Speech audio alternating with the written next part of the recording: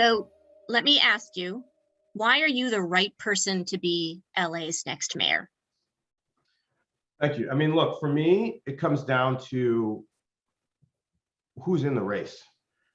I never considered public leadership for my career. I was a business person. I came here to get my business degree. I started a business. I sold a business. But I'm seeing a lot of things happening in the city that I'm very uncomfortable with, and I feel like we need a different brand of leadership. So I look at the leadership experience of the people who are in the race. We have a person who's been in Congress for 10 years. Congress is arguably one of the most dysfunctional, ineffective institutions in the country. We have a person in the race right now who comes from USC, which has been arguably one of the most corrupt institutions in higher ed over the last 10 years, with their scandals around the medical school dean, with his prostitutes and his methamphetamines in his office, with gynecologists sexually abusing multiple women. The list goes on and on. We have city councilmen who are members of an institution that has of 15 members, 3 of them are under federal indictment for corruption charges. So the city council is both corrupt and ineffective. And we have a city attorney whose number 2 was just recently indicted for paying off a bribe for $2 million to an outside party during the DWP billing systems implementation problems. So I come in as a person who has character, has integrity, has leadership, and is not driven by any outside interests. I am not particularly motivated by business and by further economic gain. I did fine. I did well enough. I'm not driven by party or ideology, whether it be left or right.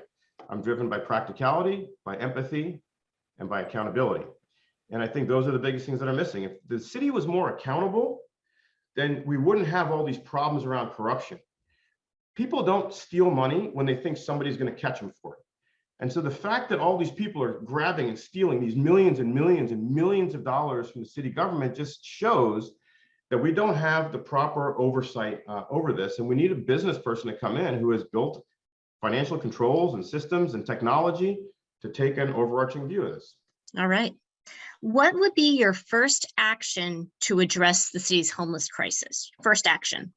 Yeah, my first action would be to work with individual city council members with whom I can identify. We've already identified actually lots in their districts where we can place tiny home groups of houses, which are specifically focused on transitional housing for people who are able-bodied, who are interested in work, but need to get off the streets as quickly as possible, and ideally never end up on the streets at all. In our position is that being on the streets is the cause of a lot of the mental health and addiction issues we see in our homeless population. If we can get people off the streets in the beginning, we'll stop letting people get to the point where they become long-term homeless. So our perspective is to look at how homelessness as housing, as first and foremost, we need to deal with the transitional housing issue. That if you're aging out of the foster care system, if you're otherwise able-bodied, we need to get you into a safe and secure and private location as quickly as possible, with support services around employment support services, et cetera. I mean, it's the number one issue that majority of businesses are having right now is that they can't get workers, right? It's like the capacity constraint on workers is being very, very strongly felt by business. It's unfair and it's embarrassing that we have a pool of people who are prepared to work that we can't connect in with those jobs. So that's my first and key solution, is to basically bring transitional housing into a place where we can get young people and able-bodied people into safe, secure environments so they can get back onto their onto their feet. So that's the first sort of core tenet of the plan, is to help these able-bodied folks who are, we call job seekers, right? The next group is our homeless people who are choosing that lifestyle. Okay, now there are various estimates on what portion of the population that is, but there is a population of people who simply want to live the way they live and be left alone. And for that group, I would propose the city purchase a piece of land know, 45 minutes, an hour from the city, where you can get, you know, 200 acres for $10 million, okay, and create a campsite which has services and has RV hookups and it has, you know, all the things that, you know, people would like. I mean, you know, when you think about people living in RVs and living in encampments, for many of these folks, they don't want to go into shelters because they don't like the rules. They can't take their dogs and pets in some cases, so on and so forth. And there is this feeling of community that they want, and we would provide an opportunity for that. Sorry to on that Sure. buying land Yeah. 45 minutes from the city. I mean, is that an idea? I mean, someone can go to Lancaster right now and get an RV for cheap. I mean, but they don't want to do that. They want to be in the city of LA. They want to be where the amenities are and where the services are. What makes you think people will want to go out to a campsite? Yeah, well, look, I think that there are elements of being in the city that is drawing people here. But I think that the reason why LA has this issue in a much more dramatic way than Malibu has it, or than Manhattan Beach has it, or that even Long Beach has it, is because of LA's approach to enforcement and approach to allowing people to live in those places, right? And so I think if there is a location where people feel welcomed and they feel comfortable and they're not going to be, you know, harassed and they're not going to be bothered. It's like, this is, you know, there are rules here. It's, you know, still America. You still can't, you know, fight people and do drugs and, you know, whatever. But that it's a space for them. I believe that'll be very appealing to that population of people. Very good. What's the right size of the Los Angeles Police Department force and why? Okay. I think it's 12,000 sworn officers. And I need to give a little bit of nuance on this one, okay? We're at about 9,000 right now. I'm proposing that we need 3,000 more police officers, and I'd say we need 3,000 more, to the extent possible, Black and brown police officers, okay? I think we need to have more officers from the communities that we are policing as a part of the LAPD. Now, the corollary to this and the nuance here is that we can't have those 12,000 police officers doing exactly the same things in exactly the same way as they have been doing that, okay? Part of the problem we have in the city, and every city, is that when you have an emergency, you call 911, okay? It's the middle of the night, your kid's coughing too much, you get really scared, you might call 911. There's a active shooter in your building, you call 911. So that 911 operator is asked to react to a massive range of emergencies with really three options, right? They can either send police, SWAT, or through the fire department, EMS, right? EMS is a big part of that.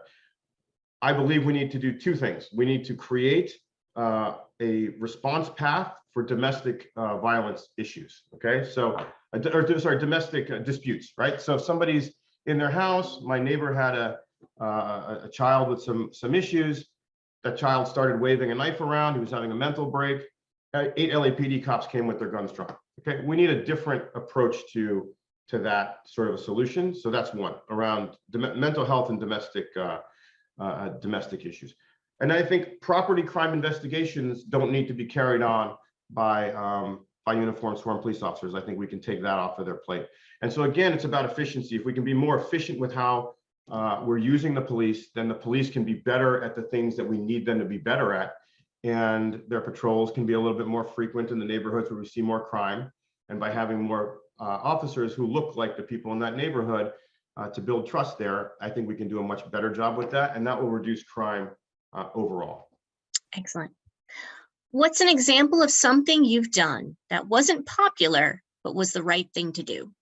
Great question. So my business, when we were growing, we started in 2002, and by 2012, we had determined that for a variety of reasons for our students, being online was going to be preferable to being online. We were able to get professional tutors who all they did was tutoring.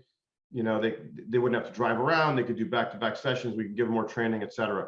It was something that my partner and I had absolute conviction was the right decision and the right direction for that business to go.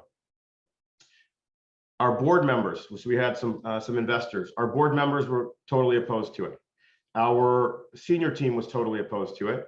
and the team below them was totally opposed to it.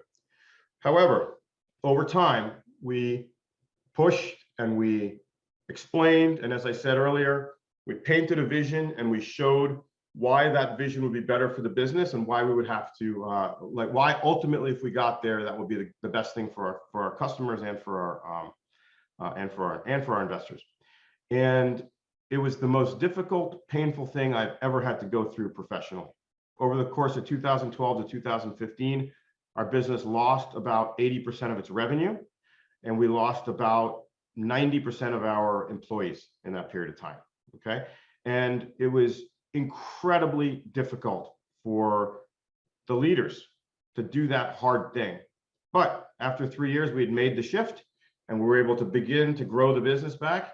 And it turned out, in retrospect, to have been the right thing. I mean, the fact is, it was undeniable that that's where the business and the world was going and that we needed to be ahead of it. I've done painful things. That's one example. Being mayor of the city is going to be a series of very, very painful things that are going to take a lot of emotional energy from me to actually do. And I'm willing and I'm interested and excited to do it because I love this city so much. Excellent.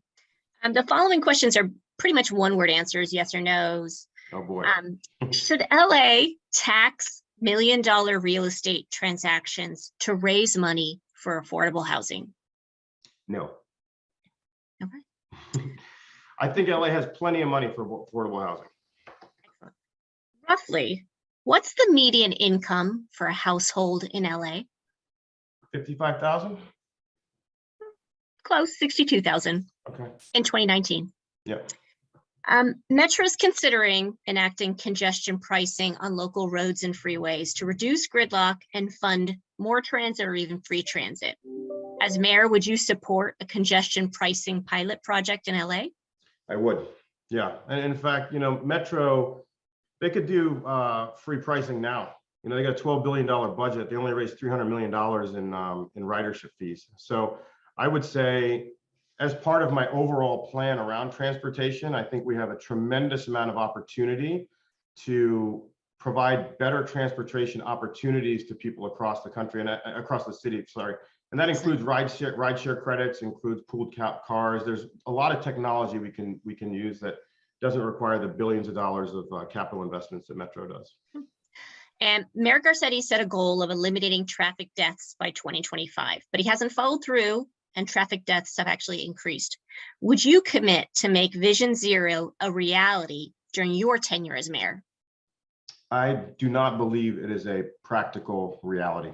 So no, I would not do that. I would never have said that as a reality because, there's a trade-off to everything. And I just don't think that's practical. Excellent. Digital billboards, would you support having more, the same, or fewer? Sort of depends on their location. So in certain parts of the city, I would support having more, and in certain parts of the city, I would support having the same. I think again, it would be related to the impact on the neighborhood and any sort of traffic-related accidents or fatalities. I would take a data science approach to it, though. I wouldn't take an anecdotal approach to it. Excellent. Well, that was it. Thank you so much for your time and all your insight today. It's been nice meeting you. Cool. Pleasure to meet you guys too. Thank you so much.